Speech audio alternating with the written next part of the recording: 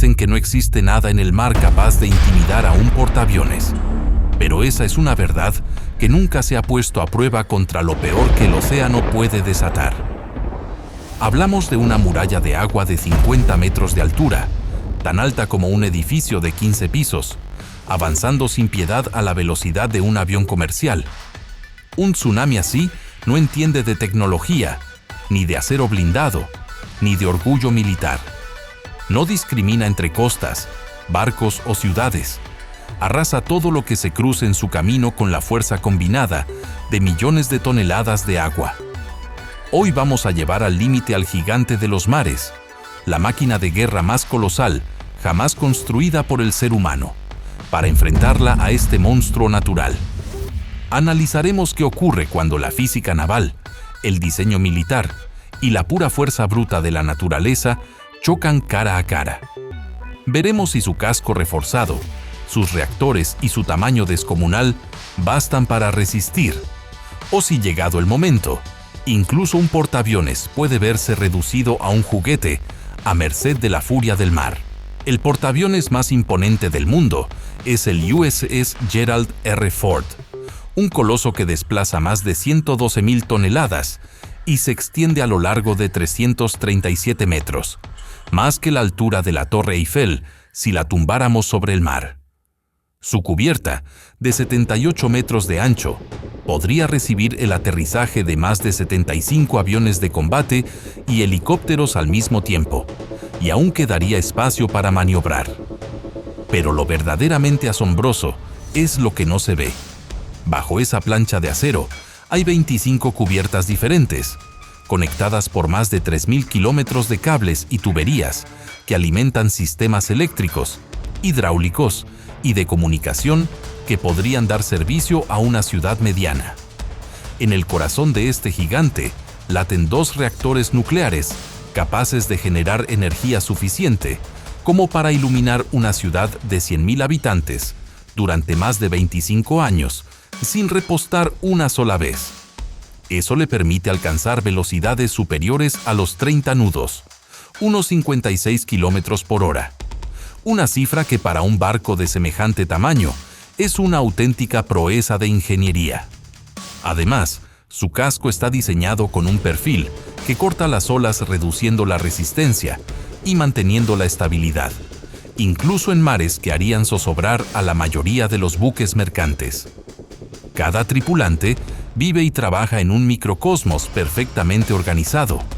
Hay panaderías que producen miles de raciones diarias, una planta de desalinización que transforma el agua de mar en potable, hospitales con quirófanos completos y talleres donde se reparan motores de avión en pleno océano.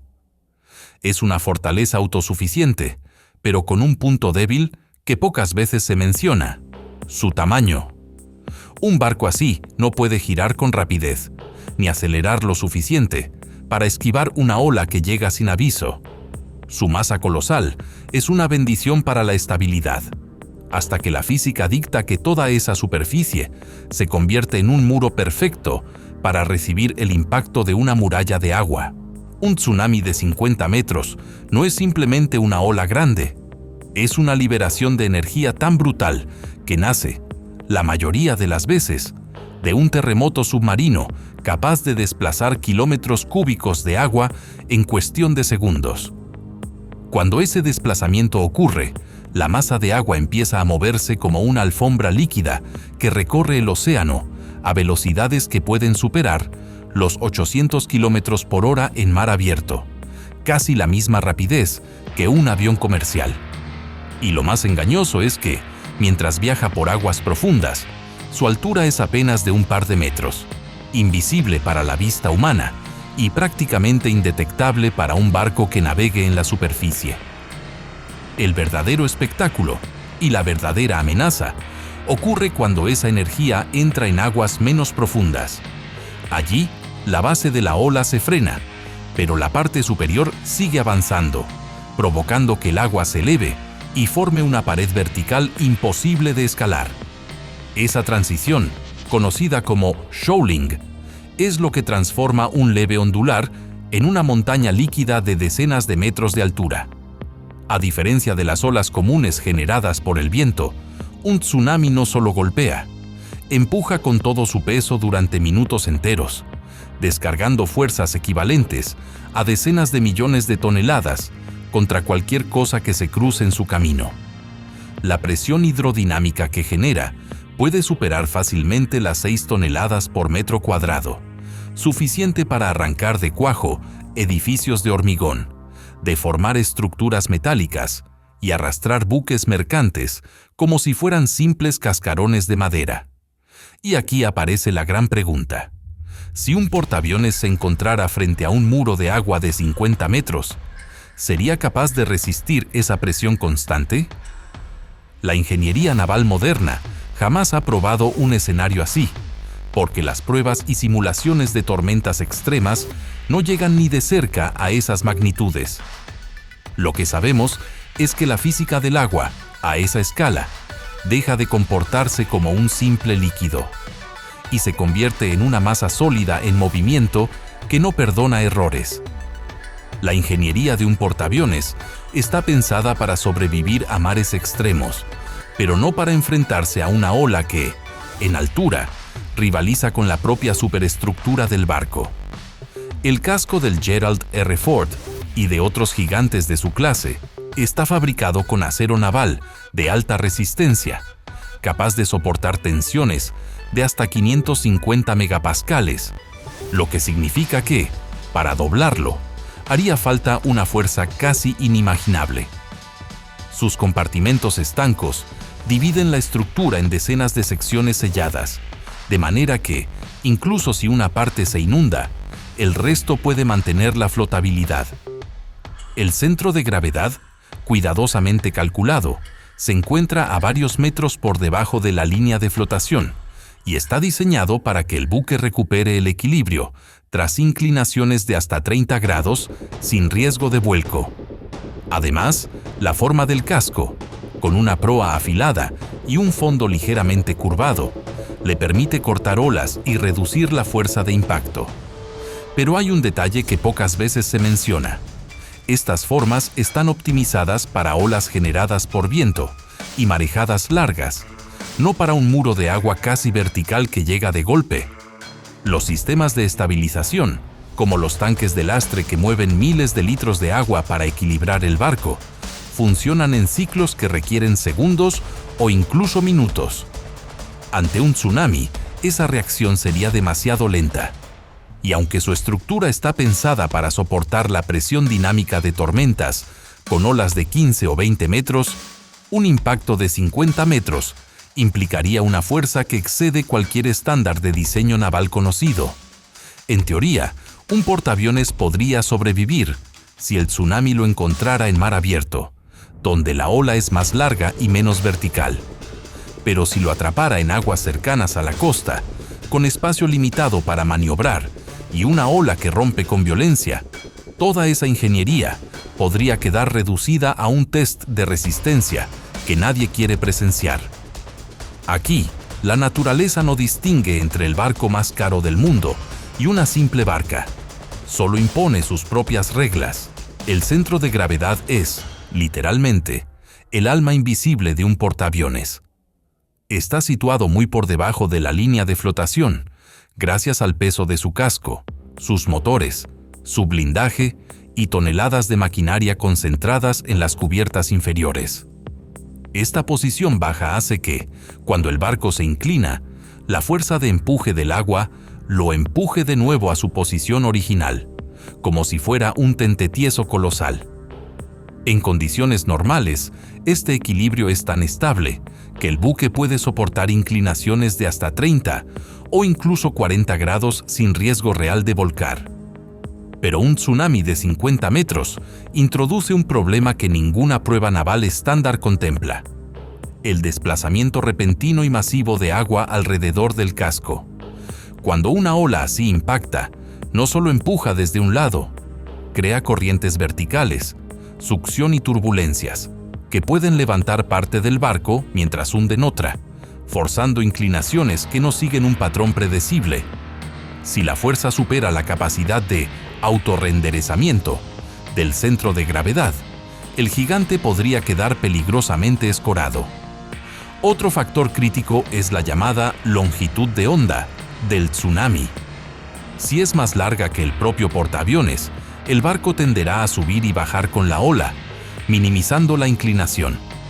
Pero si la cresta y el valle se encuentran justo en extremos opuestos del casco, el portaaviones quedaría literalmente montado sobre un punto alto y un punto bajo a la vez, lo que puede provocar torsiones estructurales de millones de kilos de presión sobre la quilla. Para entenderlo, basta imaginar que una maqueta de metal de casi 340 metros de largo se apoya en dos rodillos y se fuerza a doblarse desde el centro. El acero naval aguanta mucho, pero no es infinito. Y aunque es improbable que un tsunami en mar abierto genere ese escenario exacto, en aguas más someras la probabilidad se dispara. En ese momento, la física deja claro que incluso el centro de gravedad más bajo del mundo no es garantía absoluta contra la furia del océano. Cuando una ola normal choca contra la proa de un barco, la energía se dispersa en un golpe breve y el agua se desliza por los costados. Pero en el caso de un tsunami, el impacto no es un golpe aislado, sino una masa continua, empujando con toda su inercia durante segundos que parecen eternos. Para que te hagas una idea, una ola de 50 metros, con una densidad promedio de 1025 kilogramos por metro cúbico y una velocidad de 50 kilómetros por hora, puede ejercer presiones cercanas a las 6 a 8 toneladas por metro cuadrado sobre cualquier superficie que enfrente. Multiplica eso por cientos de metros cuadrados de casco expuestos y obtienes una fuerza total de varios millones de toneladas empujando al mismo tiempo. La proa de un portaaviones está diseñada para partir olas, no para aguantar un muro de agua que se comporta casi como un bloque sólido. En un choque frontal, la presión hidrodinámica se convierte en un verdadero ariete líquido, capaz de deformar placas de acero y abrir grietas microscópicas que con el tiempo comprometen la integridad de la estructura. Y aquí entra en juego un fenómeno poco conocido, el green water loading, cuando el agua no solo golpea, sino que literalmente sube por la cubierta, como si fuera una riada, arrastrando todo a su paso.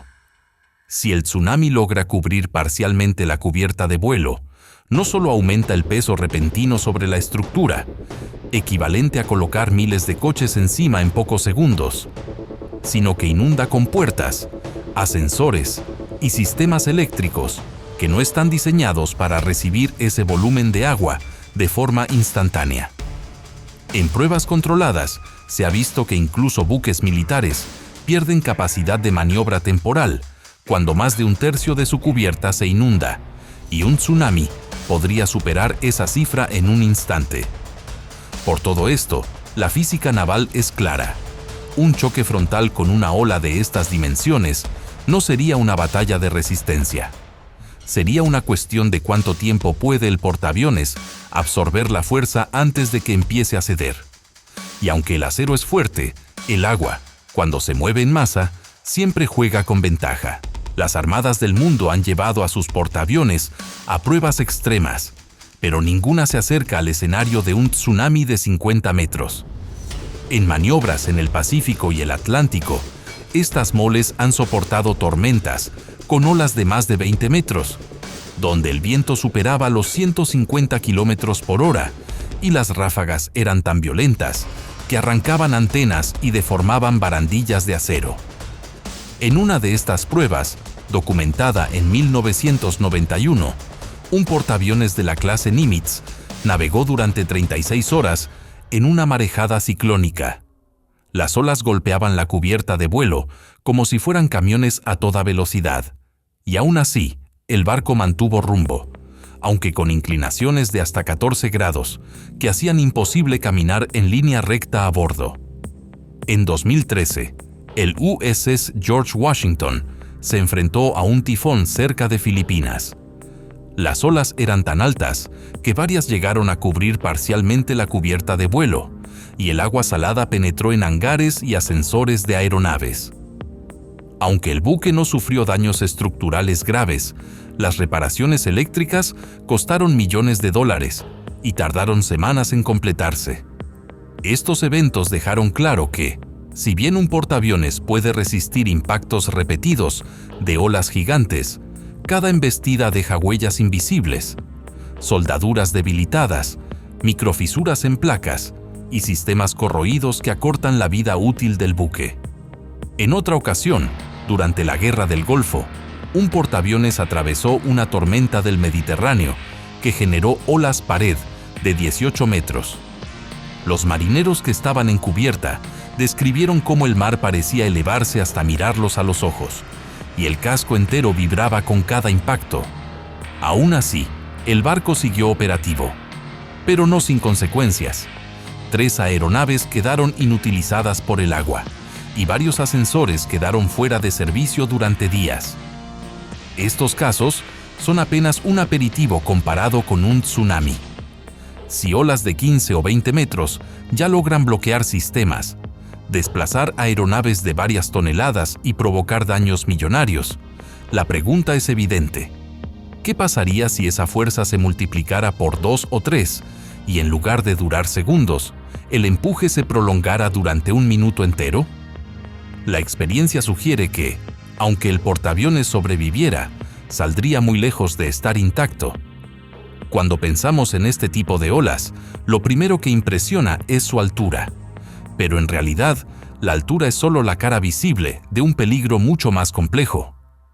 En ingeniería naval, lo que verdaderamente importa es la energía total que transporta y cómo ésta se descarga sobre el casco.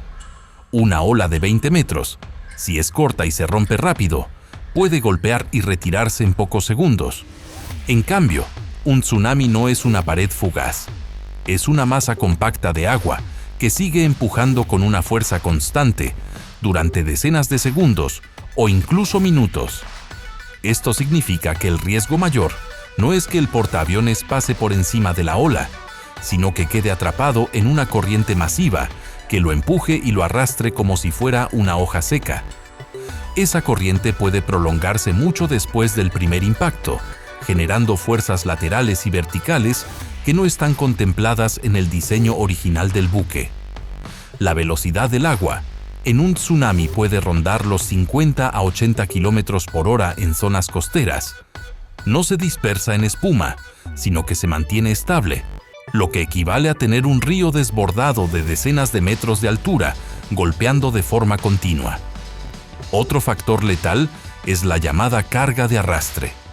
Incluso si el portaaviones mantiene flotabilidad, la corriente puede empujarlo hacia zonas peligrosas, como aguas poco profundas, arrecifes o estructuras portuarias, donde la quilla podría encallar o sufrir daños catastróficos. Y hay algo más inquietante. Los tsunamis no suelen llegar solos.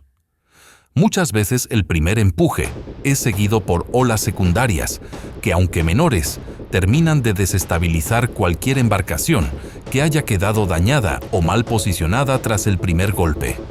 En resumen, la altura es solo un número. Lo que de verdad convierte a un tsunami en un rival casi imposible de vencer es la combinación de masa, velocidad y persistencia del empuje. Para un portaaviones, resistir un impacto así no sería como chocar contra una sola ola gigante. Sería como intentar aguantar el empuje de un océano entero, moviéndose en su contra. En el instante en que los sensores o los informes satelitales confirman que un tsunami de 50 metros se dirige hacia la zona, la tripulación de un portaaviones entra en un estado de alerta que muy pocos marinos experimentan en su vida. Las órdenes llegan rápidas y secas. Asegurar todo lo que pueda moverse, cerrar con puertas estancas y evacuar cualquier área cercana a los bordes de la cubierta. Los ascensores de aeronaves se bloquean en posición para evitar que queden atrapados a medio recorrido, y los hangares se sellan para impedir que el agua arrastre aviones y equipos hacia el mar. En el centro de control, los oficiales de navegación y el capitán analizan un dilema imposible: acelerar a toda máquina para alejarse y enfrentar la ola en mar abierto, o girar para recibirla de proa y minimizar el riesgo de vuelco. Ambas opciones conllevan riesgos enormes, y la decisión se toma con segundos de margen. Los marineros veteranos saben que, en un escenario así, no hay ensayo previo ni manual que garantice la supervivencia. Cada orden es una apuesta contra las leyes de la física. La tensión a bordo es palpable. Pasillos llenos de personal, con chalecos salvavidas, comunicaciones internas saturadas y un silencio inquietante en las zonas de descanso, donde solo se escucha el zumbido de los motores nucleares trabajando a máxima potencia. En cubierta, los pocos que permanecen afuera ven cómo el horizonte empieza a deformarse, como si una línea oscura se levantara poco a poco sobre el mar. No es espuma, no es niebla, es la silueta de un muro de agua avanzando hacia ellos. En esos minutos finales, todos saben que la tecnología, el entrenamiento y la disciplina están a punto de enfrentarse a una fuerza que no entiende de rangos ni de protocolos. Y aunque nadie lo diga en voz alta, todos comparten la misma pregunta. Cuando esa ola termine de pasar, ¿seguirá existiendo el barco bajo sus pies? El peor escenario posible no es simplemente ver a un portaaviones envuelto por una ola gigantesca. Es observar cómo toda la secuencia de eventos que preceden y siguen a ese impacto terminan por desbordar sus capacidades de supervivencia. Un tsunami de 50 metros no golpea como una tormenta normal. No llega, pasa y se va. Llega, invade y transforma por completo el entorno donde se encuentra el barco. Si el portaaviones se halla cerca de la costa cuando ocurre, la profundidad limitada hace que la ola crezca más, se empine y descargue toda su energía en un frente casi vertical. En ese momento, incluso la proa más afilada no parte la ola. Es la ola la que trepa por el barco, cubriendo la cubierta de vuelo y añadiendo miles de toneladas de peso instantáneo sobre su estructura. Ese peso súbito no es estático. Se mueve con la propia agua, provocando vibraciones y torsiones que recorren la quilla de proa a popa.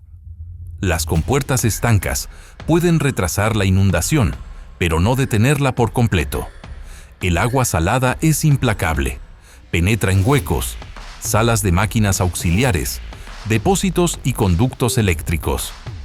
En minutos, sistemas clave como radares, ascensores y controles hidráulicos pueden quedar inutilizados, dejando al portaaviones sin capacidad de lanzar aeronaves, mover plataformas o incluso controlar el timón con precisión.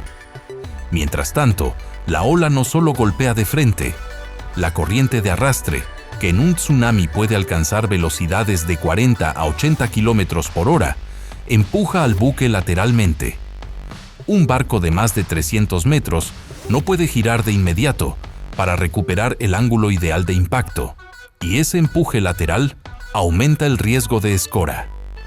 Si el buque se inclina más allá de su límite de estabilidad, un ángulo crítico, que los ingenieros navales estiman en torno a los 45 grados para estas moles, el agua comenzará a entrar por aberturas superiores y la recuperación será casi imposible. El peligro no termina con la primera ola. Un tsunami llega en trenes de varias olas, y las secundarias, aunque más bajas, golpean sobre un buque que ya está dañado, inundado y posiblemente mal orientado. El puerto más cercano podría estar destruido y los sistemas de comunicación afectados.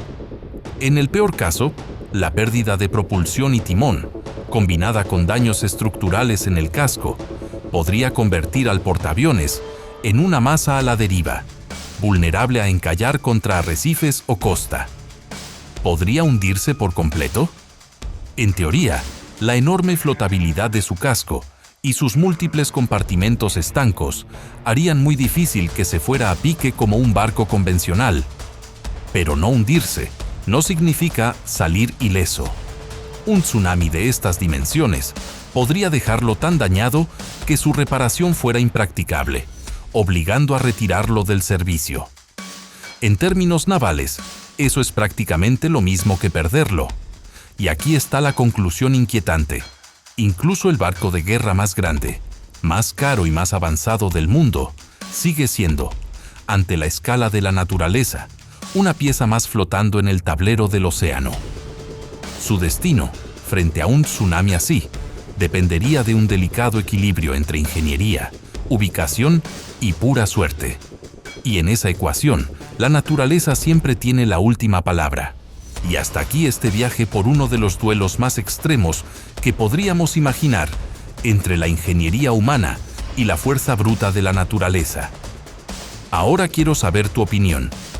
¿Crees que un portaaviones podría sobrevivir a un tsunami de 50 metros o la naturaleza siempre tendría la victoria asegurada? Déjamelo en los comentarios. Me encantará leer lo que piensas. Si este video te ha hecho ver el mar con otros ojos, no olvides dejar tu like, suscribirte para no perderte más historias como esta y activar la campanita para que YouTube te avise cada vez que subamos un nuevo documental. Nos vemos en el próximo.